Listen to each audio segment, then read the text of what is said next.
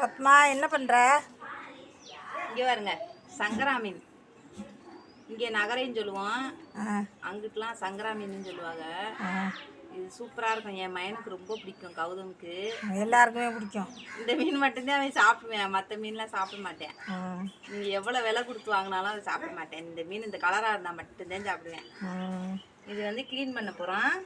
இதில் வந்து இப்படி ஒரு பெரிய முள் இருக்கும், அது கையில் குத்திடும். அது வந்து பார்த்து க்ளீன் பண்ணணும். எப்படி க்ளீன் பண்ணுறேன்னு காட்டுறேன் பாருங்கள். முதல்ல அருவாமனையில் இப்படி இந்த செதில்லாம் எடுத்துக்கிறாங்க. எடுத்துக்கிட்டு செதில் எடுக்கிறதுக்கு இப்படி ஒன்று வாங்கி வச்சுருக்கோம். இது வந்து எல்லா ஸ்டோர்லேயும் கிடைக்கும். ஒரு 10-15 ரூபா 20 ரூபா அவ்வளோதான் இருக்கும். இதை வச்சு இப்படி க்ளீன் பண்ணோம்னா ஈஸியாக இருக்கும். ஆனால் கையில் ஆணி குத்திடாமல் பார்த்து க்ளீன் பண்ணணும். இதை இப்படி க்ளீன் பண்ணிவிட்டு ஆனால் மீன் நறுக்கிறதெல்லாம் ஒரு கலை தான். வச்சிங்களா, ஈஸியாக இருக்கும் அது.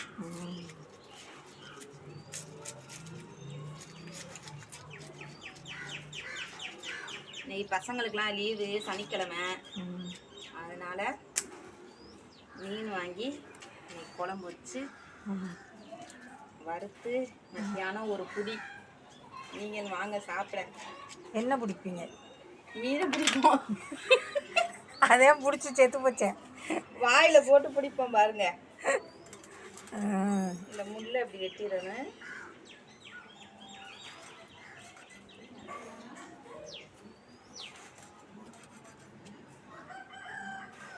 வெட்டிட்டு இதை இப்படி எடுத்து, மீன் வாங்கும்போது எப்போதும் இதை எடுத்து பார்த்து, இது வந்து நல்லா சிகப்பாக இருந்துச்சுன்னா புது மீன் இந்த மாதிரி பார்த்து வாங்க. அதுக்கு டிப்ஸ்.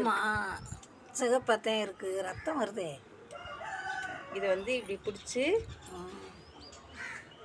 இந்த இடத்துல லைட்டாக நறுக்கிட்டு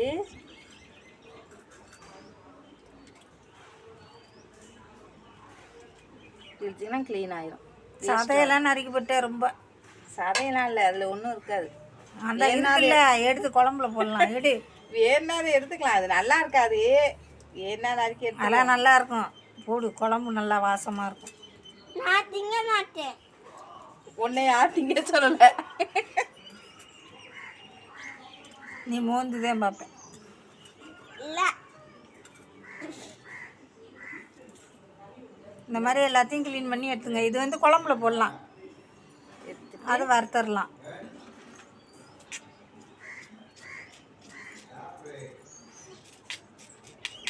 அப்படியே முழுசு முழுசாக போட்டு வறுத்தர வேண்டியது. அப்படியே போட்டு இதில் ஒரு கீரல் போட்டு இப்படி கீரல் போட்டு வறுத்தா சூப்பராக இருக்கும். பீச்சில் மீன் வறுத்து கொடுப்பாங்கல்ல, அந்த மாதிரி போடா லூஸ் மேலே. இப்படி இந்த மாதிரி கீரல் போட்டிங்கன்னா மசாலா உள்ள சாரும். அப்படியே முழுசாக போட்டு வறுத்து அப்படியே எடுத்து சாப்பிட்டா எப்படி இருக்கும்? சூப்பராக இருக்குமா? சூப்பராக இருக்கும். சாப்பிடும்போது காட்டுறேன்.